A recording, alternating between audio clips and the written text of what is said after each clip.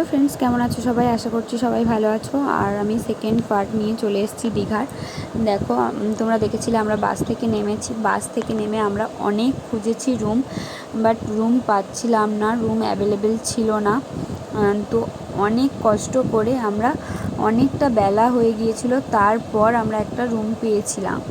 তো রুমটা পাওয়ার পর সমুদ্রে স্নান করেছি, রেস্ট করেছি। তারপর গিয়ে আমাদের রুম থেকে বারান্দাটা সুন্দর লাগছিল, তাই তোমাদেরকে না দেখিয়ে আর পারলাম না, কারণ অনেকটা বেলা হয়ে গিয়েছিল, সেই জন্য আর মাঝখানের ভিডিওগুলো দিতে পারিনি। তো যাই হোক, দেখো রুমের বাইরেটা কত সুন্দর লাগছে, চারিদিকটা আলো আলো সুন্দর লাগছে। আর ওই যে ওই দিকটা সমুদ্রটা আছে।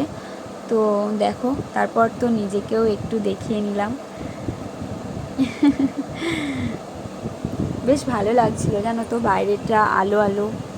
আর আরেকটা জিনিস দেখতে পাচ্ছিলাম যে দেখো, দিনটি ছিল পূর্ণিমা। আমরা যেদিন গিয়েছিলাম সেদিন পূর্ণিমা থাকার কারণে চাঁদটি পুরো গোল থালার মতন, মানে খুবই সুন্দর লাগছিল। আর অনেকটা বড় লাগছিল, তোমাদেরকে বোঝাতে পেরেছি কি জানি না। তো অনেকটা বড় লাগছিল আর অনেকটা সুন্দর লাগছিল। আমি তো প্রায় অনেকক্ষণই ওখানে দাঁড়িয়ে দাঁড়িয়ে এই চাঁদটার দিকেই তাকিয়েছিলাম। তো যাই হোক, খুব সুন্দর লাগছিল। তারপর তো আমরা সবাই মিলে রেডি সেডি হয়ে বেরিয়ে পড়েছিলাম একটু ঘুরতে। তো দেখো চারিদিকটা কতটা সুন্দর লাগছে, কত কিছু খেলনা, রকমারি জিনিস, কত কিছু বিক্রি হচ্ছে। আর মানে সুন্দর দেখতে লাগছিল, চারিদিকটা রং বেরঙের জিনিস ঝুলছিল আর সুন্দর লাগছিল। দেখো, তোমরাও দেখো, তোমরাই বলো সুন্দর লাগছিল না? বলো সুন্দর লাগছিল না? আর তারপর তো একটু নিজেকেও দেখিয়ে নিলাম।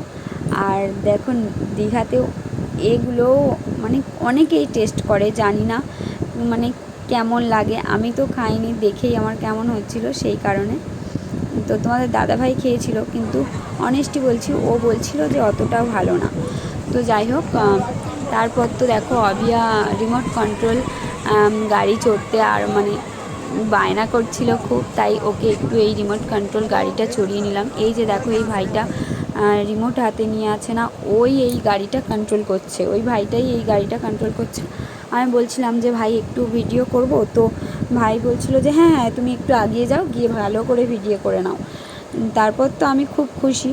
আর অভিয়াকে এতটা খুশি দেখে আমি তো ভিডিও না করে থাকতেই পারছিলাম না, সেই কারণে একটু ভালো করে ভিডিও করে নিলাম। দেখো অভিয়া কতটা খুশি, তোমরাই বলো খুশি তো না? দেখো ওর মুখটা কত সুন্দর লাগছে, ও খুব খুশি ছিল। তো যাই হোক, তারপর তো রুমে চলে এসেছিলাম, কারণ অতক্ষণ আর হাঁটা আমার পক্ষে সম্ভব হচ্ছিল না, তোমার দাদাভাইয়ের পক্ষেও না, কারণ অনেকটা বেলা করে রুম পেয়েছিলাম আর প্রচণ্ড কষ্টও হয়েছিল, সেই কারণে। আর রুমে এসে তো তোমার দাদাভাই ফটো তুলছিল, আর ও একটু ফটো তুলতে ভালোই বাসে। আর আমি তো বলছিলাম যে দাও দাও আমাকে দাও, আমি কয়েকটা ফটো তুলে দিই। তো ওকে কয়েকটা ফটোও তুলে দিয়েছিলাম। তারপর তো আমরা মানে ডিনার করে ঘুমিয়ে পড়েছিলাম, মানে রাতের খাবার করে ঘুমিয়ে পড়েছিলাম। সকালবেলা উঠেই রেডি সেডি হয়ে আবার বেরিয়ে পড়েছিলাম, কারণ বাইরে ব্রেকফাস্ট করব আর স্নানও করব, সেই কারণে। তুই দেখো, আর আজকেও আমাদের ফেরারও তাড়া ছিল, তাই তাড়াতাড়ি করে একেবারে ড্রেস ট্রেস করে বাইরে বেরিয়েই পড়েছিলাম।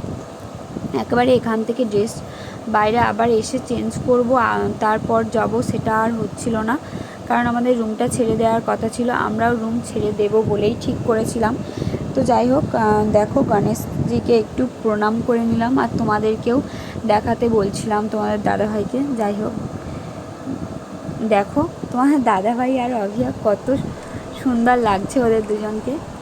ওরা দুজনে তো একা একাই হেঁটে চলেছে, আর আমি পেছনে ভিডিও করতে করতে, ওদের মনেই নেই যে আমি ভিডিও করছি। তো দেখো, তারপর তিনজনে তো একটু ফটোই তুলে নিলাম। তারপর তো অভিয়াকে একটু মানে ব্রেকফাস্ট করানোর আগে একটু ডাবও খাইয়ে নিয়েছিলাম, কারণ ওর শরীরটা প্রচণ্ড গরম হয়ে গিয়েছিল, সেই কারণে। তো তারপর আমরা ব্রেকফাস্টও করেছি। ব্রেকফাস্ট করে একেবারে সমুদ্রের ধারে চলে এসেছিলাম, কারণ স্নান করব ভেবেছিলাম, কিন্তু দেখো এতটাই জোয়ার ছিল যে আমি মানে ভালো করে স্নানটাও করতে পারিনি। ওপরেই দাঁড়িয়ে দাঁড়িয়ে কিছুক্ষণ দাঁড়িয়েছিলাম। তারপর তো আমি আর অভিয়া একটু নিচের দিকে নেমেছিলাম, নিচের দিকে তো একটু ভিডিও করব বলে। তো তোমাদের দাদাভাইকে বলছিলাম যে একটু ভিডিও করে দাও, দেখো ও একটু ভিডিওও করে দিচ্ছিল। আর ভয়ও লাগছিল যে মানে বড় বড় ঢেউগুলো হচ্ছিল আর পাথর, আমি অভিয়াকে নিয়ে তো আর খুব একটা ক্যারি করতে পারি না, কারণ ও একটু বড় হয়ে গেছে আর আমিও তেমনভাবে পারি না, কারণ ভয়ও লাগছিল পাথরে যদি পড়ে যাই সেই কারণে। তো দেখো বসেছিলাম আর তোমার দাদাভাই যেই ভিডিওগুলো করছে, কত সুন্দর লাগছে না ঢেউগুলো। এই যে মুহূর্তটা দেখছো না, আমার মানে খুব ভালো লেগেছিল আর ভয়ও করছিল। তো যাই হোক, বলছিলাম না যে খুব ভিড় হয়, দেখবে তোমরা কতটা মানে কত ভিড় হয়। তো যাই হোক, যদি এই ভিডিওটি তোমাদের ভালো লেগে থাকে তো লাইক কমেন্ট শেয়ার করো আর আমার পাশে থেকো।